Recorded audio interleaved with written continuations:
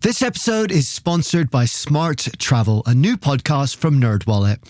You know that one friend who always finds the best travel deals, picks the right cards, and somehow ends up in first class for the price of coach? How do they do that? Well, Smart Travel is like that friend, but in podcast form. They cover all things travel finance, like which travel cards earn their keep and which are just heavy, shiny metal, and planning group trips that won't ruin your budget or your friendships. So travel smarter and spend less. That's the key with help from NerdWallet. Follow Smart Travel wherever you get your podcasts. Armchair-Explorer is a part of the Voyescape podcast network. Check out all of their shows from around the world at voyescape.com. Hey guys, welcome to Armchair-Explorer. My name's Aaron Miller. I'm a travel writer and your host. And today we've got one of our connection episodes. These are our deep dive interviews with some of the most interesting people I've been honored to meet over the last 5 or so years of doing this podcast. And I've been honored to meet a lot of interesting people, but today is a really, really special one for me. Rick Ridgeway is a mountaineering legend. He's also a filmmaker, an environmentalist, and an all-round lovely bloke, as you're about to hear. I made one of our signature adventure episodes a few years ago based on this interview, this conversation we had. It's called Below Another Sky, and it's a really powerful, powerful episode, in my opinion. So please do go and check that out as well if you like this interview. But that episode kind of focuses on one particular story that he's going to tell. But I didn't have space in that episode to fit in all the other stories he's going to tell. So today I'm sharing the full interview, and I'm pretty sure you're going to love it. Rick is a fantastic storyteller, and boy, does he have some stories to tell. Are you ready? Let's go.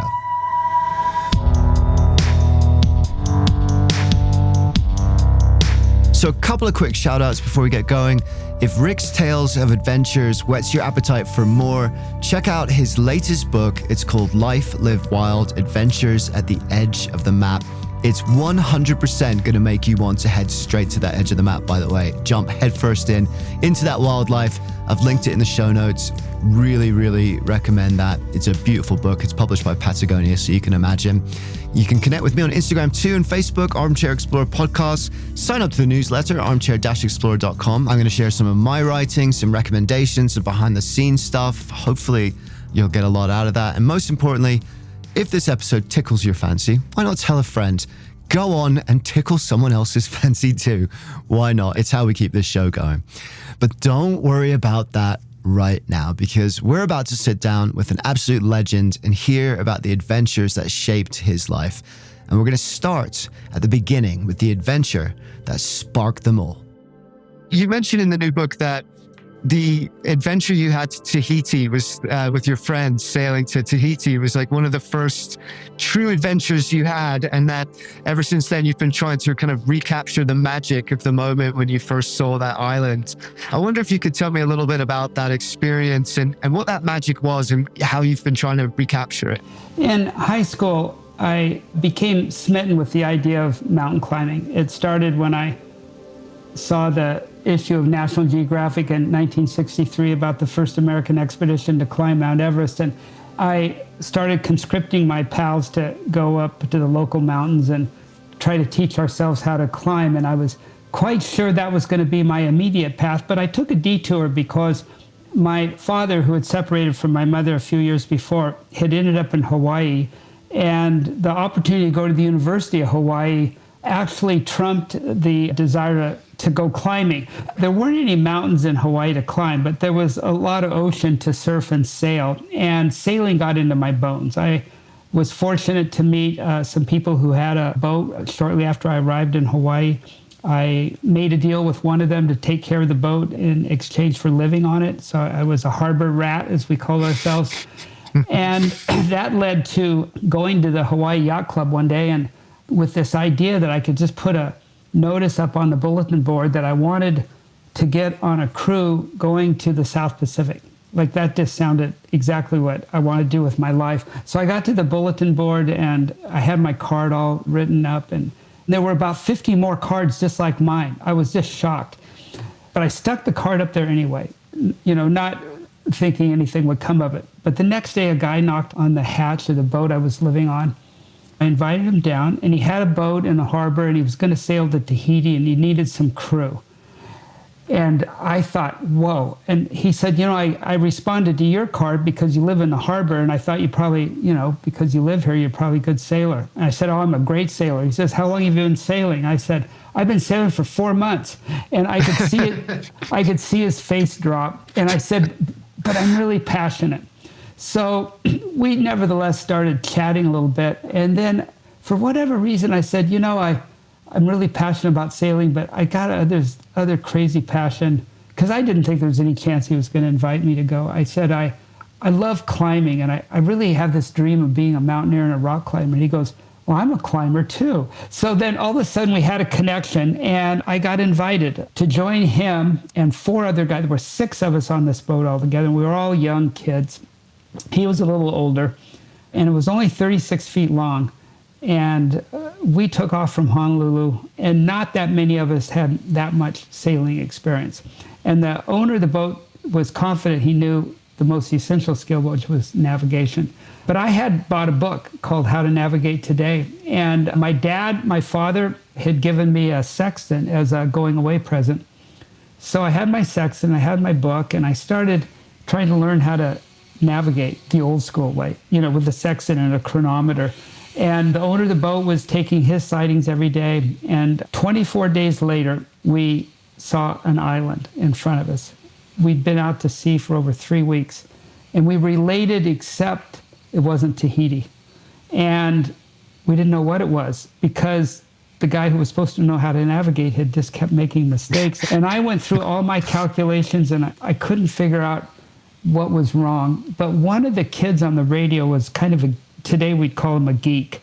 And we had this big radio called a Zenith Transoceanic. Every day we would tune it into this broadcast of a time tick, and that was how we got the time in order to navigate. But the radio also just had a regular wavelength, standard broadcast radio wavelength. So we just started tuning in, and pretty soon we picked up this radio station, and we realized it was Radio Tahiti. We could hear this guy speaking in Tahitian French, and they were playing drums on the radio. So this kid took a coat hanger out of the hanging locker on the boat, and he made a loop directional antenna, and he wired it into the radio, and he turned it into a radio direction finder. Then he moved the radio around until the Radio Tahiti signal got the strongest. And then he pointed in a direction perpendicular to the radio, and he said, Tahiti is that way. And we all just kind of lit up. And then he turned around 180 degrees, and he pointed the exact opposite direction, and he said, or it's that way. So we had to guess which way it was. And by then we were almost out of food, and we had very little water left. We were down to trying to capture rain squalls in our sail, the trough of our sail. And it was the first time in my life where, I was 18 years old, and whether we were going to make it and survive this thing was kind of in my hands. Like, I had to figure out how to help navigate this boat. I had to do my part to try to get us out of this pickle, because, 18 years old and the ocean's really big and you've never done any long distance sailing, it's scary. And then I remember 2 days later, I was asleep. It was about 4 or 5 in the morning. It hadn't quite got light yet. And I was down in the berth because I was off watch. And up topside, the guy on the helm said, land ho! And we just all ran up. And through the dawn light, we could see the spires of Moorea, which is the island near Tahiti. And we arrived in Papeete Harbor that night. But we couldn't go in the harbor because in those days, you had to get an agricultural inspection before you could come ashore, and the guy only worked during the day. So we sailed off the front of the harbor all night, and the smells wafted off the land, and there was this music playing all night long, drums beating. We could hear people giggling and laughing, and it was just intoxicating. We were all these kids. So the next day, the pilot comes out and guides us into the harbor, and there were people everywhere partying. I mean, there was this giant party going on. It had been going on all night. There was this truck drove by, kind of a bus with people on top dancing with people. And they were doing that. The women were doing that Tamara dance where their hips vibrated. And God, we were just, our tongues were hanging out. And one of my buddies looked at me and said, it's Tahiti. And another guy said, it must be like this every day. Well, We had no idea that July 14th is Bastille Day. It was the biggest celebration of the year in Tahiti. But anyway, we had a great time. I was there all summer. I was late getting back to college. But I was smitten with adventure, with the idea of going on these adventures. That was my first real one at age 18, but it really set the path for my life. So it's been a mix of mountains and ocean, jungle, ice caps, just wild nature. That's where I've spent a good part of my life. I absolutely loved that story. I could just imagine being 18 and coming into that island with that party going. It's an incredible story. One of your climbing partners through your years of climbing, Doug Tompkins and Yvonne Chouinard, two legends, of course, as you are. And I wonder if you can recount some of your favorite memories of climbing with them. And one in particular I'm thinking of is the Cerro Cristina. I recently wrote a story about the Patagonia National Parks and all the work that Doug and Christina done there. And it's absolutely one of the most beautiful places I've ever been in my life. But yeah, what was it like kind of climbing with those guys and, maybe that peak in particular? Well, I met Yvonne in the very early 70s, initially through surfing. I was living down near LA in Malibu, and Yvonne had a little house on the beach up north of Ventura. And then since we were both climbers, it was only a matter of a short time after we met each other that we were also climbing together initially. And we were going to the Sierras to climb, but also to test the climbing equipment that Yvonne made in those years with his company, Chouinard Equipment. This was before Patagonia existed. And then we started going to bigger mountains. We climbed Denali together, went to the Himalayas together. And then in the mid-'80s, he introduced me to his lifelong friend and climbing partner, Doug Tompkins. The first climb we ever went on together was on Mount Rainier, actually, a more or less ascended part of the mountain called the Couts Glacier. And the real purpose of that trip was to take another friend of mine who I had met a couple of years before, the newscaster Tom Brokaw, on his first snow and ice climb. And it was also my first meeting with Doug. And I remember at our first camp, we had just gotten one of these newfangled stoves from this company called Mountain Equipment. And it was a really complicated kind of thing. We never see anything like it, where you put a tube into your fuel bottle and you put a pump in the fuel bottle and you pump it up. Like that, everybody uses those things now. Back then, it was the first time we'd ever seen one of these things. And Yvonne's trying to figure out this thing, and he's just getting more and more frustrated. And he's putting one thing in and putting it in, and then he starts cussing the designer, crazy guy, doesn't know what he's doing. He probably has a college degree in design, because Yvonne always disparaged formal education. I had learned from, Yvonne had told me that Doug had never even finished high school. He never got past the 10th grade. So Doug Tompkins starts reading the directions, and in a second he goes, "I found the problem." And Yvonne says, "What is it?" It says, "Right here, not to be operated by immature persons." So Brokaw's kind of, watching all this. And I just picked up on this wonderful, repartee between the two of them. And they were so comfortable with each other because they'd been climbing together, all the time since the early 60s. And they were both older than me. So they were, when I first started climbing, they were my heroes and my gods. And then here I was actually climbing with them, and as well as the most famous newscaster in the country. And then we give Brokaw his first snow and ice lessons. Yvonne straps crampons on and makes him walk around the tent. And, he walks around the tent, and Yvonne says, "Okay, you know how to use those." And then he teaches him, how to stop a fall with his self-arrest with his ice axe. And he does a practice one, and Tom, stops the fall. And Yvonne goes, "Okay, that box is checked." And I can see Brokaw getting increasingly nervous. But we made it to the top. And I tell this story in my book because we get to the summit, and, here some of the best climbers in the world. As we approach the top, we walk right into this fog bank, and pretty soon there's a whiteout. The clouds just descend right over the top of the mountain. And we needed to get to the summit, not to stand on the highest point, but to be able to connect to the standard route that went down the opposite side of the mountain, because that was going to be the easier and quicker way to get Tom safely down the mountain. But in this whiteout, we had no idea which way it was. And we had the map out. We did have a topo map, and we're trying to guess which way we're supposed to go on this kind of flat rim of the volcano, which is the top of Mount Rainier. And Brokaw's just standing there looking at us. And pretty soon he says, "Would a compass help?" And Yvonne looks at him and says, "You got a compass?" And so Tom pulls out his Boy Scout compass, and we use that to safely get our charge, Tom, off the mountain and down. So I tell that story in my book. And, that story ends with a little kind of a coda where I move forward about 30 or 40 years. It's a long time into the future. And Tom's got cancer. And he's in his 70s, and he's fighting for his life. And by then, we're all family. We've been on so many trips together with Yvonne and Doug and Tom and all of us. And my wife goes out, who's part of the family, to see Tom. She's in New York and goes out to dinner with Tom and his wife, Meredith. And I had sent Tom a photo book of all of our adventures together. And he's telling my wife, what it meant to him. And he broke down and started crying right at dinner. Because our time together in the mountains with this guy who has been with all the world leaders and, seen firsthand so much of the history of the 20th century, his time with us in the mountains had meant so much to him. My wife got back and said, that book you sent Tom, he really wanted me to give you a hug. And then he said he also wanted me to give you this, I don't know what it is, this thing he handed me in this little box. And she gives me this little box, and I open it up, and inside was the Boy Scout compass. Yeah. Oh, that's amazing.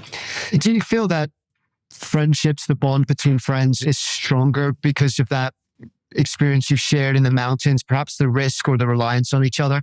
Yeah, the time that all of us close friends spend together on these expeditions that are often weeks and months long, expeditions that, because of what we're doing are risky, where we all have to really get together and share our cautions and our thoughts. We have to rely on each other to try to get through safely.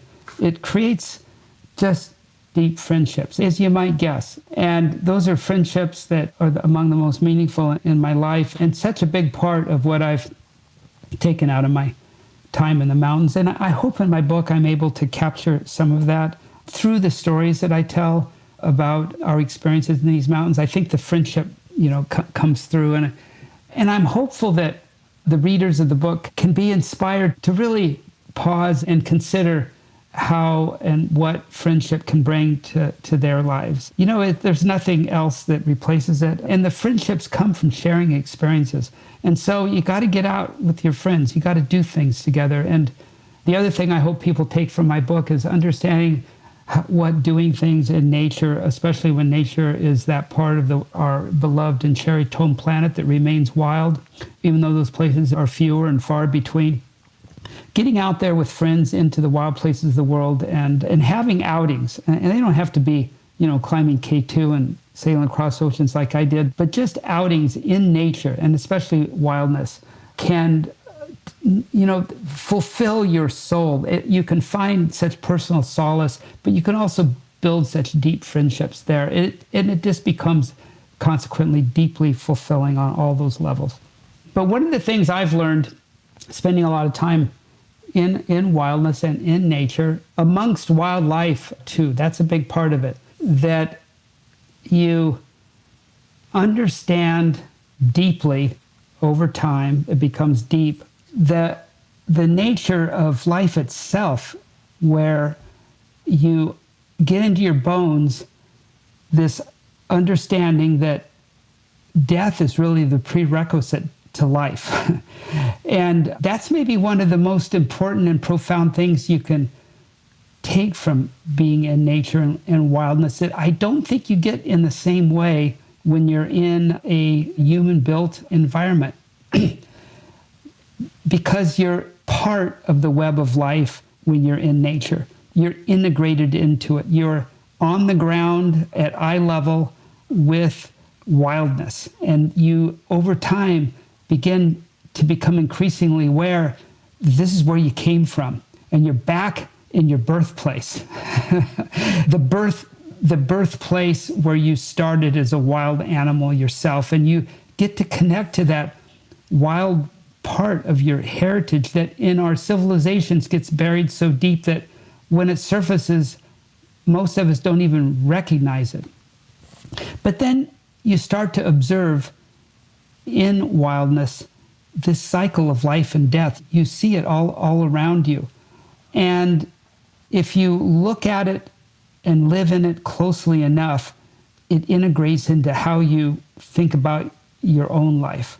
And it gives you a perspective that becomes a resilience, not only against death, but, even against all the setbacks that we have in our lives. I suppose if you're a Buddhist, you can get this through religion, but I've got it through the religion of being in the greatest cathedral on the planet, which is nature. And then, you learn in a visceral way that the clock starts ticking for all of us, the moment we're born. And when you live with that awareness, then you live with a resilience that can reduce a lot of anxiety in your life. It's so beautifully said and so inspiring. I absolutely love that and agree with that wholeheartedly. Speaking of the sort of Buddhism and inspiration, you mentioned that a lot in that Jonathan taught you a lot of that in the early days, or inspired you with a lot of that in the early days. What were some of some of your favorite memories of spending time with him, perhaps in the Everest region or elsewhere? I was invited in the mid-1970s to join what then was only the second American expedition to attempt Mount Everest. And it was filmed for television. And one of the camera crew was a young man named Jonathan Wright. And he and I were about the same age, in our mid-20s, and we really hit it off. It was his second time to the Himalayas. He had been there once before, actually twice before, spending many months there, cumulatively over a year's time, trekking and exploring, not climbing as much, but also spending a lot of time in Buddhist retreats. And he'd studied under some prominent gurus. And he had, at a very early age, integrated that into his life. And he became a teacher for me, even though we were the same age. He wanted to learn more about mountaineering from me, and I wanted to learn more about the viewpoints of living that he had got through Buddhism. And many of the things I've just talked about that I'd learned from nature, I really started to see these things about this circle of life and the web of life and how we're part and integrated into it. I got to get some insights into that at an early age through this friendship with Jonathan Wright.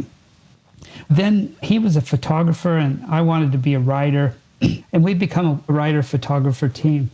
We were really excited when in 1980 we were invited on an expedition to attempt a very remote mountain in eastern Tibet called Minyakonka that had only been climbed twice before, 25,000-foot peak. And it was an area that had not been visited by anybody from the outside for just over 50 years. So the adventure of going there and seeing this remote place was just as exciting as the climb itself. Well, one day, carrying packs and equipment up to establish a camp at about the 20,000-foot level, 4 of us were coming down, including by then my close friend Yvonne Chouinard. We triggered an avalanche, and we hadn't managed the risk correctly. And 4 of us were swept down the side of the mountain in a slab avalanche. And I thought I could crawl out to the side of it as I struggled. And then off to the sides, more of the slope broke away, and then I knew there was no way out of this thing. So I was just hopeful it would slow and stop, but it was gaining speed, and soon we were approaching a cliff. I knew the cliff because we'd had to climb up it. And at that point, I didn't think there was any way I could get out alive. So the 4 of us, in just this thundering snow all around us, hurled into space over this cliff. And then we funneled down this gully at really rapid speed. I was in the snow, on top of the snow, struggling to take a breath when I emerged, just getting glimpses of my 3 companions here and there, and still assuming that this was it. I was just about to get killed. when the avalanche slowed and stopped. And all four of us were still alive, remarkably, but we were all injured to varying degrees.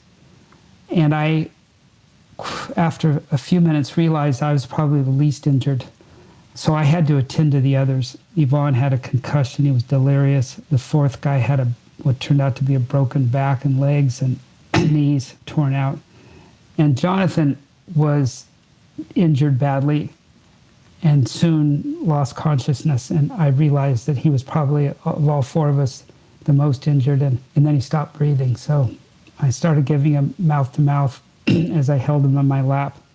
And he would start breathing again. But after a half hour, he died. And I went home and didn't know if I could go back to climbing. I had to think it through, whether what I had taken from it was now worth the risks that were so palpably real. You know, risks that had nearly taken my own life, but had taken the life of one of my very best friends, where we had left and buried him on the side of the mountain. And it took a few years. It was close to 3 years before I decided to go back. During those 3 years, I met a woman that I married.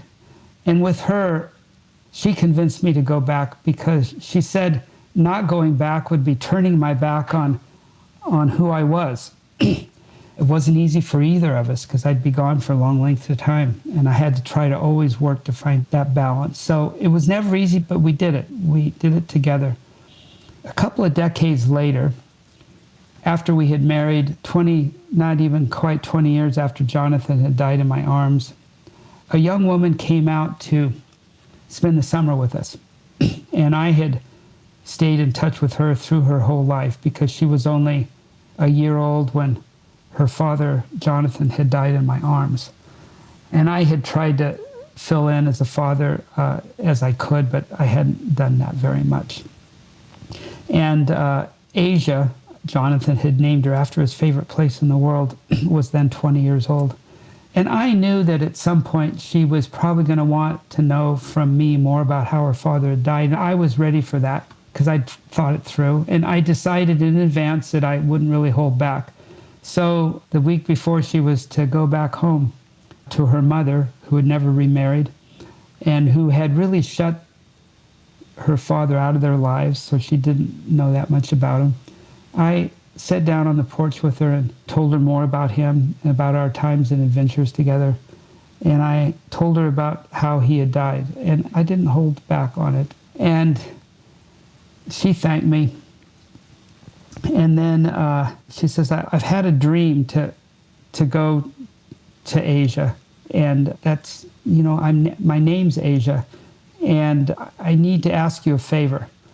And then she asked me something I totally hadn't anticipated at all. She said, well, I want to go to Asia, but I want you to come with me because I want to go back to Minnetonka and I want to climb the mountain up on the side and I want to find my father.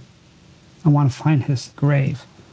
And I was shocked. I didn't say yes. I went to my wife and she said, well, of course you're going because Asia's not asking you to find her father. She's asking you to be your father. So Asia and I did that. And thinking it through, I decided that I would take her on a grand adventure like her father would have taken her on, where he, on his adventures, would have had her along as I sometimes took my kids on outings. And I know that he would have tried to teach her some of the lessons I had taken from the mountains. So we went on a long 2-month adventure across Asia, trekking in the Mount Everest region, where we had Sherpas trekking with us who had been friends of her father's. We did the circumnambulation in Tibet of Mount Kailas, which is something that her father had dreamed of doing himself, the most sacred trek a Buddhist can do. And then we went out to western Tibet and in a very remote region, and we climbed a 21,000-foot mountain that had never been ascended, that was so remote it didn't even have a name. And again, I knew he would have done things like that for her as well. And then we crossed Tibet to the other side of the plateau to Minnetonka, and by the time we got there, the monsoon had started and the rains had come in and it was snowing up higher and the weather was deteriorating, and The mountain had seemed to change so much. I wasn't even sure I could find his grave. But finally, I did recognize a promontory where I knew that was the one where he had died and we had buried him. So she and I climbed up a steep section to that promontory, and we found his grave, but it was in pieces. We had buried him carefully under a beautifully built bier of flagstones, but they had been kind of taken apart probably by a snow leopard, and his bones were scattered. So that young woman and I, Asia, we collected those bones, and we reassembled her father literally and reburied him and put new prayer flags over his grave and slowly went home. And she remains a surrogate daughter, and she's a close part of our family, and my daughters and her are all very close friends. And we're like an extended family. So, I guess from my perspective, I honored Jonathan doing that. I felt that, of course, that I owed it to him, and I owed it to her, and I owed it to myself, but it wasn't a transactional thing at all. It was just part of confirming and affirming with this young woman what I had learned from the mountains, what her father learned from the mountains, so that she could carry that forward into her own life. And many of the things I tried to share with her and teach her on that trip are ones that I tell in my book. And then I'm hopeful, as I did with her, that anybody who reads these books might also find some value in those stories for their own lives. I certainly did. It was so moving in so many different places. I thought it was an incredibly written and an incredible tribute, not just the journey, but also the book. Can I ask you, there's a moment that you mentioned a couple of times in there when Jonathan died. And if you don't want to talk about that, of course, that's absolutely fine. It was just a really powerful moment to me, and in a strange way, comforting, I suppose, from similar things I'd gone through. And you mentioned that moment. You knew the moment he died, and you saw something leave. And I wanted to ask you about that, what was your experience of that? When I was holding Jonathan in my lap, giving him mouth-to-mouth resuscitation, watching him start to breathe again on his own, but then stop and having to continue. He would breathe again for a few breaths only, and then exhale, and I would have to give him mouth-to-mouth again. And he had started breathing again, and he stopped, and I was watching his face when his whole demeanor changed. And it was a paling, but it was a change of complexion. And even more than that, it was an ineffable shift in his whole being that made me know in an instant that he had died. And I just stopped the mouth-to-mouth and just held him and stroked his hair. And then I did check his pulse, and it was gone. I wanted to make sure my intuition was right, and I lowered my ear to his mouth and listened carefully, and there was no breath. And that confirmed what I already knew without needing confirmation, because I had seen this change in his spirit, this seeming departure of his life force out of him. And I'd never seen that before. I had seen people die, but I guess I hadn't held them in my arms and close enough to see that. But I have, in the years and decades since then, been close to death, close to people dying, and I've seen it again. I think most recently in my wife, who died 2 years ago of cancer, while I was lying next to her, and I saw that happen again. So it does. That's what happens to us. And I don't know what that is. And I don't know that any of us can say for sure what that is, other than that life force departing from us. And I'm okay with that. I've learned to accommodate that unknown and to not allow it to create a fear of death. Thank you so much for sharing that. I found it incredibly helpful in meaningful to read that section in the book. And thank you for your honesty and sharing that. That does help me, and I'm sure it'll help a lot of people. When you were there, you mentioned the kind of past and present sort of blurring for you in a way as you're walking up to the gravesite. And I can imagine that, this profound moment in your life. And then, 20 years later, you're this other profound moment and kind of this intermingling of it. Yeah, but as Asia and I approached the grave, and when I first saw it, we were quite close to it. We were only 50 or 60 feet from it. And she sat down. She didn't know if she could continue to the grave. And I said, stay right here. I'm going to go check it out, And as I walked up there, those short 50 or 60 feet, every step was a mix of past and present. The sound of my boot on the flagstones, just that sound took me back to the day I was carrying Jonathan on my shoulders, his frozen body, to his grave, and the sound of my boots on those stones, and the feeling of burying him, the emotion of it was there as clear as it was 20 years before.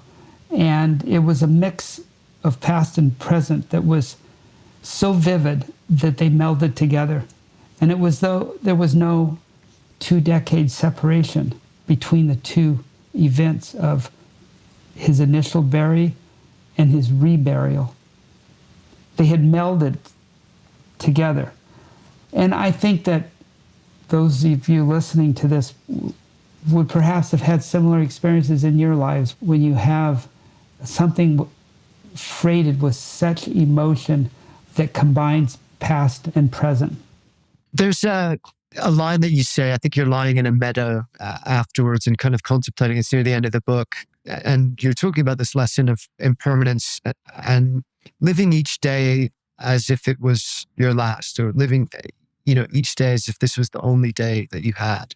Is that something that you've tried to do since then in your life? Yeah, I try to integrate that knowledge that none of us know that unmarked day on our calendar when we're going to die, and that those who have been close to death begin to understand that day can come with no warning, and it can come by surprise. And that thinking that through profoundly would lead everyone to the conclusion that the secret of life is to live fully in life, as fully as you can every day of your life. And it's a banal commonplace, I think, for most people, but yet it's the most profound thing we can do to shape how we live our lives. And especially since my wife died, I've tried to do that. I loved, that there's a poet, Jane Hirschfield, who has a Japanese tanka poem called 7 Words, because tankas that's the form, as you may know, 7 words. And it's 7 words. And the first 2 are everything's connected. Everything changes. Pay attention. And that's what we're talking about. That describes wild nature in 7 words. That captures the deep awareness that you need to have if you're going to pull the most you can out of your time in nature and wildness. Your book, A Life Lived Wild, it's a fun book. It's an adventure book. It's an inspiring book, but all this kind of wisdom comes through it as well, which is the thing I love about it. But for someone listening that perhaps has this desire to do something like that, maybe not at that scale, but to get more of that wildness in their life, but they're not sure how, or perhaps they're afraid of stepping out of those boxes of modern life that kind of contain us and prescribe the way we should live our life. What would your message be to those people to help them kind of step out and make that first step into the wildness? Well, the advice I would give to anybody interested in the theme of my book, Life Lived Wild, is not to be intimidated by my own life or experiences. You don't need to climb K2 to allow nature to teach you directions of your own life, to even help you learn how to live life fully. You don't have to live life wild to live life fully. But to live life fully, it's a chore to do that without living part of it in nature. Because even though you may not realize it if you've never been in nature, but if you go through your life without allowing nature to be part of your life, you're going to miss out on a big part of it, of the fulfillment you otherwise, I think, might be able to enjoy. And to find that fulfillment, like I have, again, you don't have to go out and climb some highest mountain. You just have to go outside into nature. I sometimes think of the common phrase of, having ideas that are outside the box and thinking outside the box. And the wonderful thing about nature is that there is no box. You're just there without a box. And with no box, your mind just ranges widely and freely, and you can bring into your mind ideas and thoughts that you would very likely never have in a man-made environment. All you got to do is make that step outside. And you can all do it right now. You can all look at your calendars. You can all identify a couple of days that you can carve out and make open to go to wherever around you is wildness.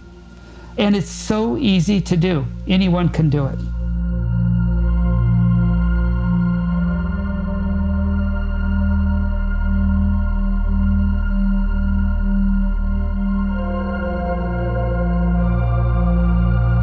Thank you, Rick. What a legend, a true legend of mountaineering. But for me, even more than that, what I got from this conversation was what a legend of a human being he is. Such great insight and humanity, and honesty and humility, which at times was not easy for him to share, I'm sure. So I thank him for that. You can find his latest book, Life Lived Wild, Adventures at the Edge of the Map, wherever you get your books. It's published by Patagonia too, which is very cool. They do incredible kind of coffee table, beautiful books. So go and check that out. Rick's written a bunch of other stuff as well. And most importantly, thank you so much for listening, guys. If you liked today's episode, if you like the show, please tell a friend. It makes a huge difference. It's how we grow this audience and how we keep continuing to bring the show to you. So tell a friend. Remember to subscribe. That's a massive one too. Leave a review if you can. And most importantly, keep looking for wonder on the edge of the map or wherever you may find it. Because the more we look for wonder in the world, the more the wonder of the world becomes a part of who we are. Dare to be truly alive.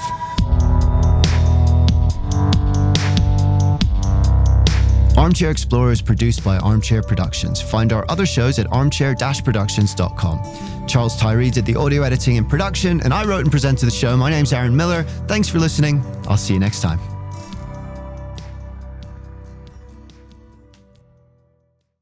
Quick question. Do you want travel tips from people who have actually been there? Our show is co-hosted by Tim Johnson, an award-winning travel journalist who's been to more than 145 countries around the world. And I'm David Brody, the other co-host who's been travel podcasting for 20 years while traveling to 50-plus countries around the world. In about 10 or 20 minutes per show, we break down a destination with the kind of insight you usually only get from long guidebooks or hours of research. So if you want expert advice, zero fluff, and travel inspiration that you can actually use, search for Travel in 10 wherever you listen to podcasts, or you can also find us at boyescape.com. Hi, I'm Pauline Fromer, host of the Fromer's Travel Podcast. We post new episodes weekly, detailing the kinds of money-saving tips and cultural insights that will make your trips richer without making you significantly poorer. We do so by interviewing real travel experts like TV host Samantha Brown, Fromer's authors from around the globe, and such public figures as Free Solo's Alex Honnold. It's a fun travel party. I hope you can join us.